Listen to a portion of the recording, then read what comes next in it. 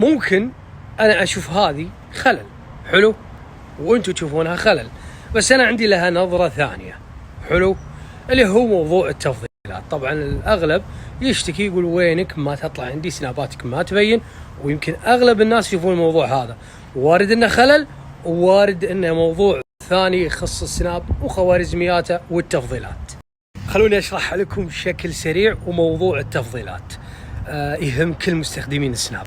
مثلا انا محتواي تقني حلو، وضافوني مجموعة من الاشخاص ما يفضلون المحتوى التقني، يفضلون المحتوى الرياضي، ضافوني وامورهم طيبة وكل شيء والعدد عندي موجود، بس هم يشوفون بشكل يومي المحتوى الرياضي. فالسناب بالحالة هذه ما راح يقترح المحتوى التقني أول شيء عندهم، راح يقترح المحتوى الرياضي اللي هو دائما يشوفه حلو. طبعا منو اللي يحس بالموضوع هذا أو يشتكي منه؟ أغلب صناع المحتوى هم اللي يشتكون من الموضوع هذا، اللي يشوف عنده عدد متابعين كبير وبالمقابل يقول ما في مشاهدات.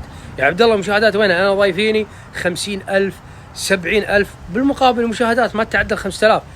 الرقم الباقي وينه؟ مو كل اللي ضايفينك يفضلون المحتوى اللي أنت تقدمه، طبيعي هم يفضلون محتوى ثاني.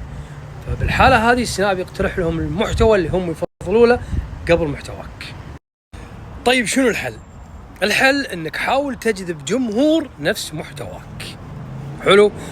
طبعا ما في بالاعدادات، ما في بال خلينا نقول باعدادات السناب انه في شغله تسويها ان تخلي المشاهدات ترتفع عندك، او تخلي التفضيلات اللي موجوده بالاعدادات تشوفونها اللي تحط تفضيلات معينه، هذه تتغير بعدين، او انت على حسب اللي تشوفه المشاهد نفسه، على حسب اللي يشوفه سناب يبدا يحط لك تفضيلات خاصه.